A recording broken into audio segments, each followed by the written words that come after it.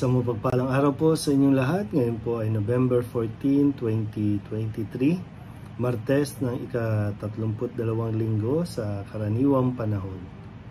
Ang ating pong unang pagbasa at pagninilay ay hinango sa Aklat ng Karunungan, chapter 2 verses 23 up to chapter 3 verse 9. Pagkat ang tao'y hindi nilikha ng Diyos para mamatay, kundi para maging larawan niyang buhay.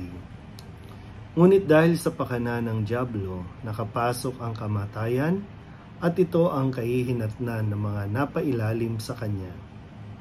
Ngunit ang mga matuwid ay nasa kamay ng Diyos, at di sila makararanas ng kamuntimang pahirap. Sa akala ng mga hangal, ang mga matuwid ay namamatay.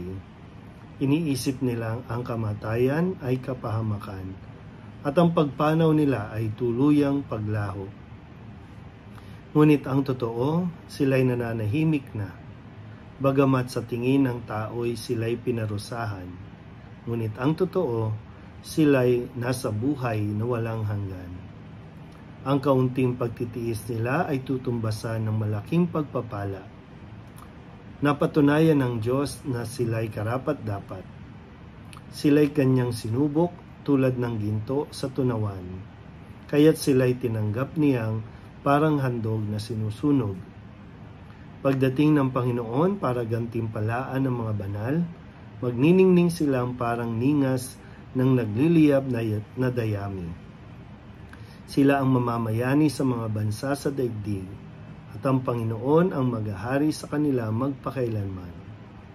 Ang mga nagtitiwala sa Kanya ay makauunawa sa katotohanan ng Kanyang pamamaraan, at ang mga naging tapat sa Kanya ay mamumuhay na kasama niya sa Kanyang pag-ibig, sapagkat siya'y mabuti at maawain sa Kanyang mga hinirang. Ang salita ng Diyos. Muli po, isang mapagpalang araw sa inyo pong lahat. Tayo po ay nagpapatuloy na basahin at pakinggan at pagnilayan ang Aklat ng Karunungan. At ngayon nga po, sana po magbigay ng malaking tulong ito sa ating lahat, lalo tigit. Ito po ay usapin tungkol sa kamatayan na siyang kinatatakutan ng mga tao pagdating sa kamatayan. Kumbaga, ayaw natin ito na pag-usapan. Pero kaya nga maganda po yung tulong nitong Aklat ng Karunungan, kasi iminumulat nito ang ating pangunawa o pag-unawa sa mga bagay na nangyayari sa ating buhay, sa ating paligid. So tungkol sa usapin ng kamatayan, marami sa atin ang takot, pero dito ang sinasabi nga na hindi parusa ang kamatayan.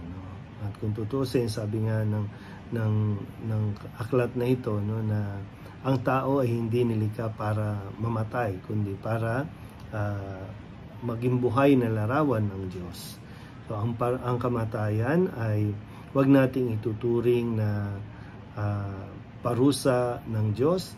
Sabi nga, ang akala ng mga hangal, ang matuwid ay namamatay. So gaya ng na madalas nating marinig, na hindi dito nagtatapos ang buhay ng isang tao, kasi nga meron pang buhay sa kabila. Kaya nga sumakabilang buhay, yun yung tawag natin, sumakabilang buhay na siya. So doon nagpapatuloy pa ang buhay. Natatapos ang buhay dito sa mundong ito, pero may buhay pa na susunod.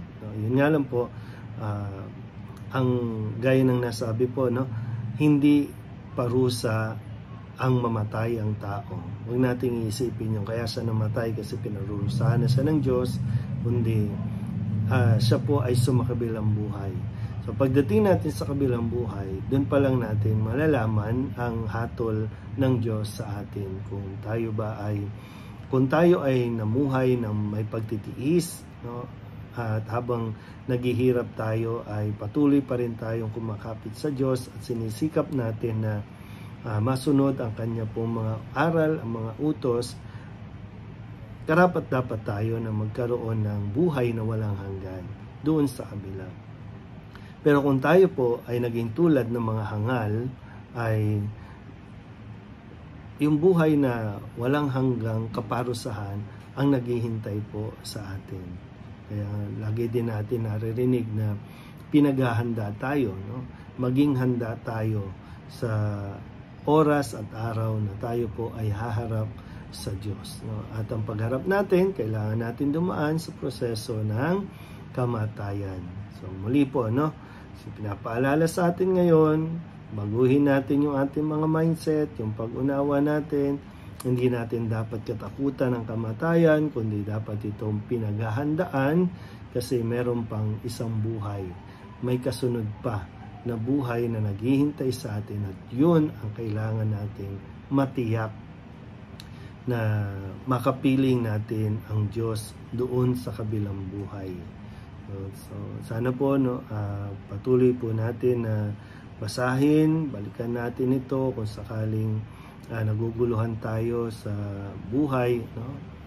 Baka makatulong at hindi baka pero malaking tulong po ito para magkaroon tayo ng panibagong pananaw pagdating po sa kamatayan.